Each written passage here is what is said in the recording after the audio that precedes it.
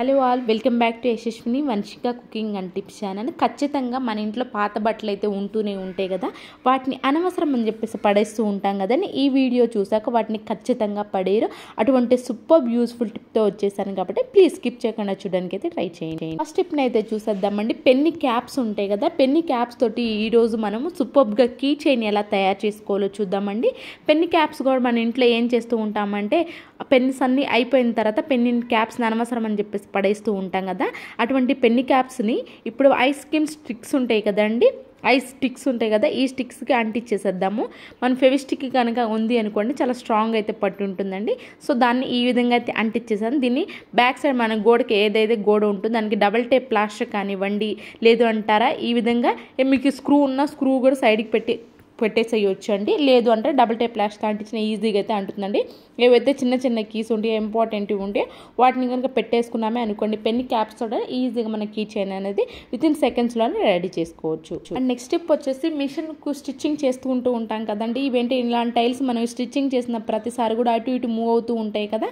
కొంతమంది దీని కింద కొంచెం హ్యాండిల్స్ లాంటివి కూడా ఉపయోగిస్తూ ఉంటారు. అయితే హ్యాండిల్స్ కొనే పని లేకుండా సింపుల్గా మన వాటర్ బాటిల్ క్యాన్స్ ఉంటాయి కదండి, క్యాప్స్ ఉంటాయి కదా, వాటి ఈ విధంగా పెట్టేసామనుకోండి, స్టిచ్చింగ్ చేసేటప్పుడు ఆ టైల్స్ పైన గీతలు పడుతూ ఉంటాయి అలాగే వదిలేస్తే.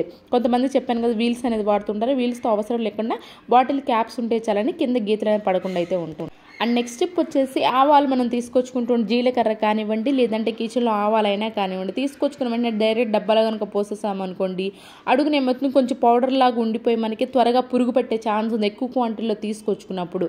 అలా మనకి ఎక్కువ క్వాంటిటీలో తీసుకొచ్చుకున్నప్పుడు మనకు పురుగు పట్టకుండా చూపిస్తున్నాను చూడండి, అడుగున దుమ్ము ఎంత అయితే ఉందో, దీనివల్ల ఏంటంటే త్వరగా పురుగు పెట్టే ఛాన్స్ అయితే ఉంటుంది. అడుగు మనకు తెలియకుండానే ఇలాంటివి పెరిగిపోతూ ఉంటుంది. ఎక్కువ క్వాంటిటీలో తీసుకొచ్చుకున్నప్పుడు కొంచెం ఈ విధంగా తీసుకొచ్చుకున్న వెంటనే జల్లించేసి ఎండలో ఒక రోజు మొత్తం ఆరపెట్టేసి ఆ తర్వాత కనుక ఇలాంటి బాటిల్స్లో కనుక పోసుకున్నామంటే పురుగు అనేది చాలా రోజుల వరకు పట్టకుండా అయితే ఉంటుంది.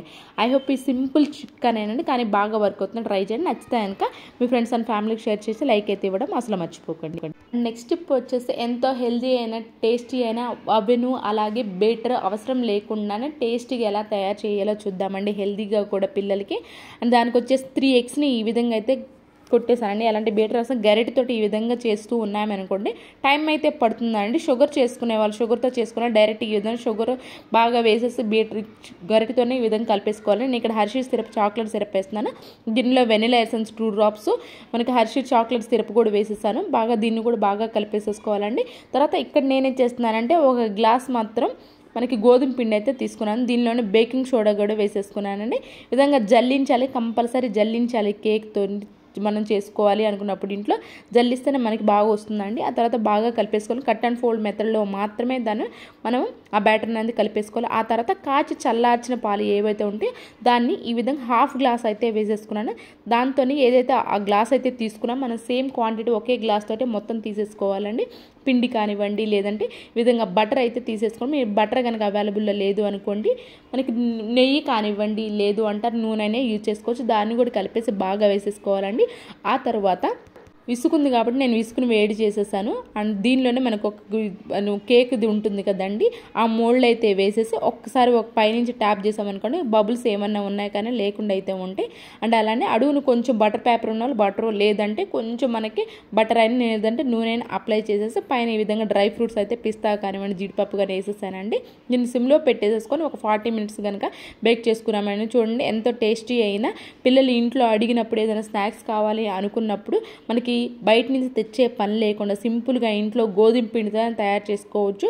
పిల్లలు బయట తింటే మైదా కాబట్టి ఈ విధంగా ట్రై చేయండి. ఫస్ట్ టైం చేసినా కానీ పర్ఫెక్ట్గా వస్తే ఒకసారి ట్రై చేయండి ఇది. అండ్ నెక్స్ట్ టిప్ వచ్చేసి ఇలాంటి చిన్నవి కనుక గ్లాస్ జార్లు వాడుతున్నాం అనుకోండి, స్పూన్ పెద్దది ఉంటాయి కదా, ఆ సైజుకి తగ్గట్టు స్పూన్ లేదు అనుకోండి, మన స్పూన్ స్పెషల్గా ఆ టైంకి ఏంటంటే మళ్ళీ కర్రీ చేసే టైంకి వెతుక్కోవాల్సి వస్తుంది. అలా కాకుండా పెద్ద స్పూన్ కనుక మీరు ఆ బాటిల్లో పట్టలేని స్పూన్ కనుక పెట్టాలి అనుకున్నప్పుడు ఈ విధంగా యూజ్ అంతా రబ్బర్ బ్యాండ్ కనుక సైడ్కి అయితే పెట్టేసుకోవచ్చు. మనకు అవసరమైనప్పుడు అక్కడే ఉంటుంది.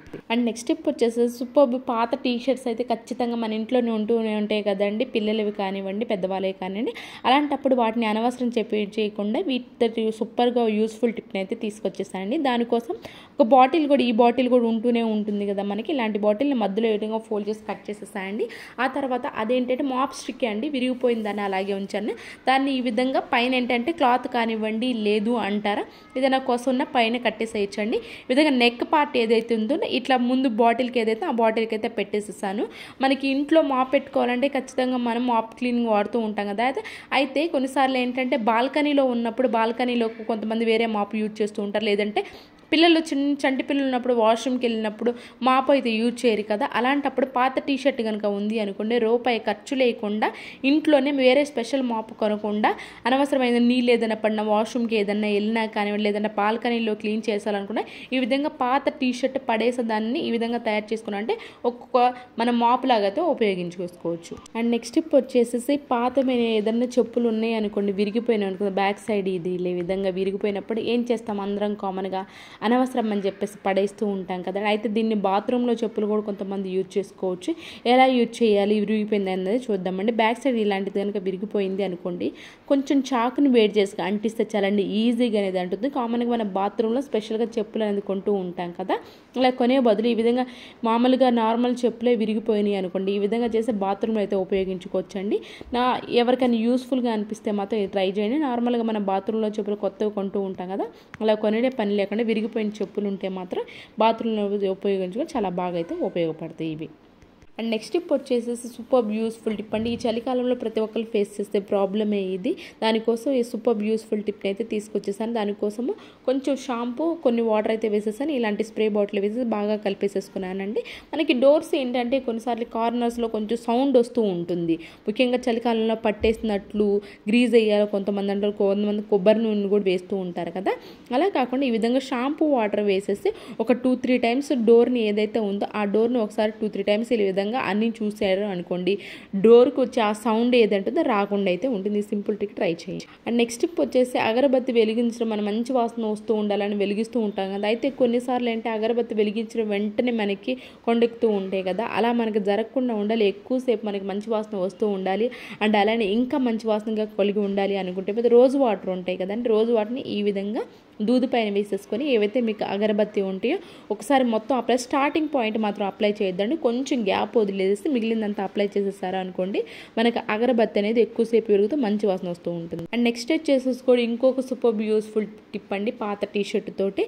పాత టీషర్ట్ని అయితే తీసేసుకున్నాను, కొంచెం మధ్యలోకి అయితే కట్ చేసుకున్నాను. టంగ్ క్లీనర్స్ కూడా ఏంటి అంటే టంగ్ క్లీనర్స్ మనం ఏం చేస్తూ ఉంటాం, ముఖ్యంగా ఇలాంటివి ప్లాస్టిక్ కొంచెం స్ట్రాంగ్గా ఉంటాయి కదా, దాన్ని తీసుకున్నానండి. ఇక్కడ దీన్ని మనకి చెప్పాను కదా, టీషర్ట్ ఏదైతే ఉందో ఆ టీషర్ట్ని తీసుకొని ఈ విధంగా మధ్యలోకి అయితే కట్ చేసుకున్నాను కదా టీషర్ట్ని, కొంచెం ఒక పార్ట్ మాత్రమే తీసేసుకున్నానండి. పాత టీషర్ట్ ఏదైనా ఉంది అనుకోండి కొంచెం ఒక పార్ట్ మాత్రమే తీసేసుకోండి. మన కిచెన్లో దీన్ని మనం కౌంటర్ టాప్ ఉంటుంది కదా, వాటర్ అంతా పడినప్పుడు మనం చేతితోటే లేదంటే మనం క్లీన్ చేసుకునే దానికి ఉపయోగిస్తూ ఉంటాం కదా, మనకి అలా కాకుండా సింపుల్గా ఈ విధంగా పాత టీషర్ట్ కనుక ఉంది అనుకోండి, పాత టీషర్ట్ని క్లీన్ చేసుకోవడానికి ఉపయోగించుకోవచ్చు అండి.